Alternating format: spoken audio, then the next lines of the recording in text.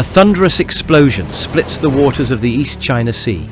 Unryū, Japan's last fleet carrier, shudders as her bow disintegrates in a chain reaction of detonating suicide bombs.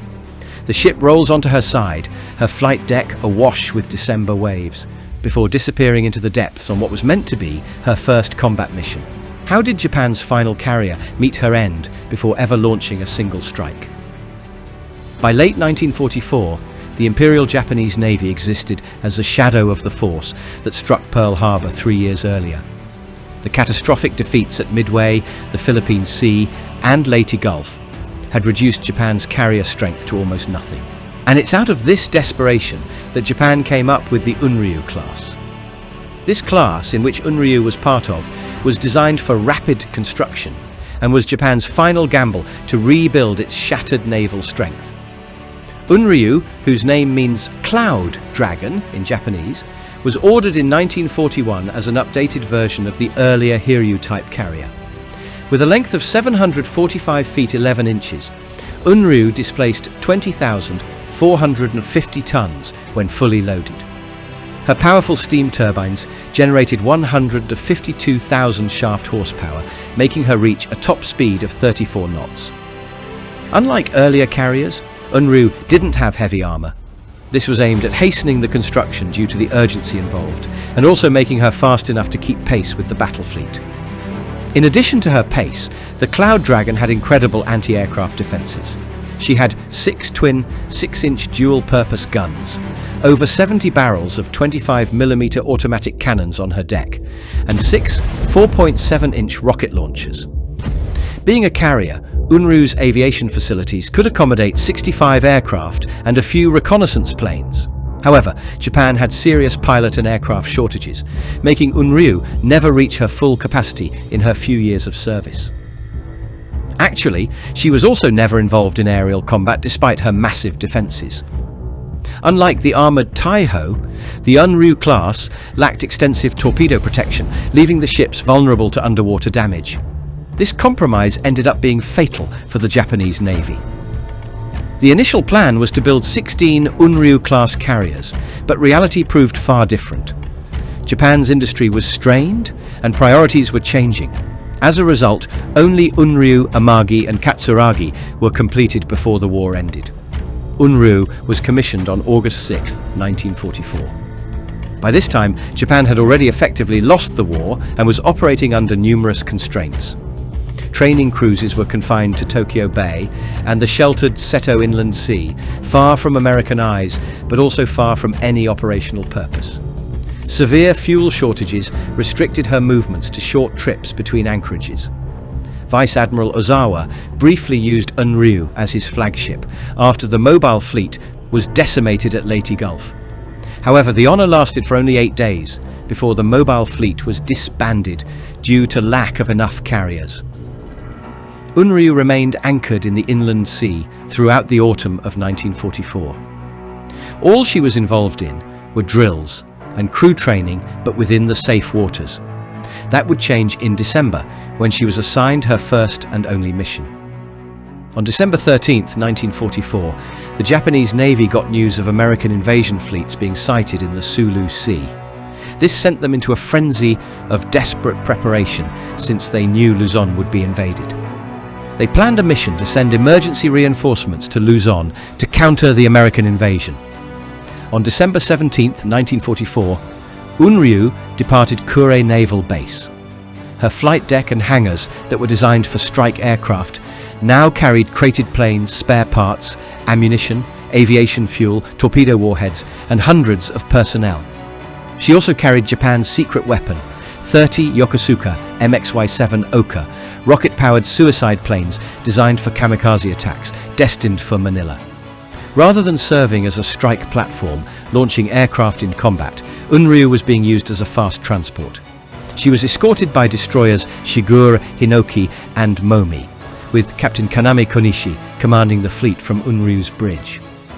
The ship's crew was inexperienced in battle, but in these desperate times, such desperate measures had to be taken. They experienced both dread and determination as they understood the risks involved in this mission. American submarines had made the once safe Japanese waters their deadly hunting grounds. Actually, Shinano was sunk a few weeks earlier by a US submarine. On December 19, 1944, USS Redfish was prowling off the China coast under Commander Louis McGregor, who had intelligence of the approaching Japanese fleet. At 4:30, McGregor spotted the Japanese formation and took positions ready for attack, and even to their advantage, Unryū's sonar never detected it. At 4:35 p.m, USS Redfish fired 4 torpedoes towards Unryū. Captain Konishi threw Unryū into a desperate starboard turn in an evasive maneuver. The ship swung away from danger with gratifying speed that made 3 torpedoes pass ahead of her. But the 4th hit near her bow with a thunderous crash that shook the entire ship. The torpedo detonated directly under the bridge, flooding the control center, forward boiler rooms and generator spaces. Unryū's steam pressure dropped to 0 as the main steam line shattered and her electric power died. She came to a sickening halt, listing 3 degrees to starboard. However, Unryū didn't sink, as her crew responded quickly by drawing firewalls to contain the fires and switching to auxiliary power. They also carried out counter-flooding measures to keep Unryū afloat as they attempted to restore steam pressure. After more than 10 minutes of desperation, the steam pressure rose as auxiliary boilers came online, and Unryū began moving forward again. But USS Redfish struck again after around 15 minutes, firing towards the middle of the ship's starboard side. The torpedo hit her forward aircraft elevator, adjacent to the aviation gasoline storage tanks. The explosion ignited volatile fuel in a massive fireball that erupted from the elevator well. The blast triggered a catastrophic chain reaction among the Oka suicide planes stored on the lower hangar deck. These experimental weapons, designed to destroy American ships, now turned their fury on their own carrier. The explosions literally blew Unryū's bow apart. Captain Konishi and his officers watched in shock as a tremendous volcano seemed to erupt forward of the bridge.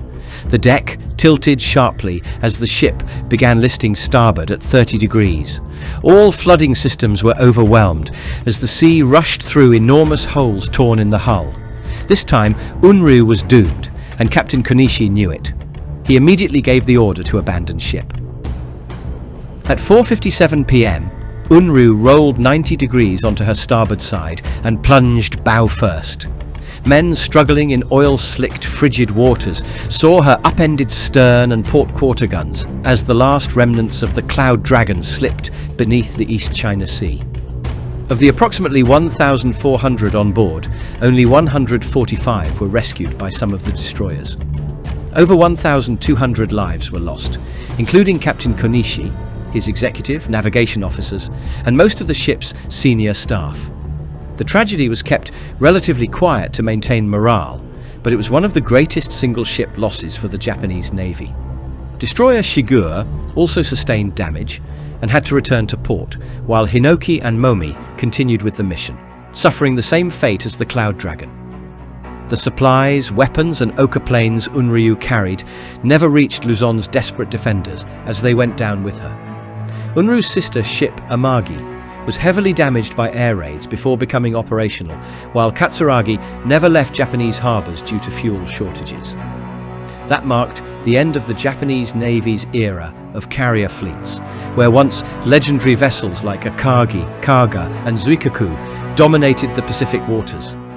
The Imperial Japanese Navy was left with virtually no fleet carriers. The Cloud Dragon was gone, sunk before she had ever struck a blow.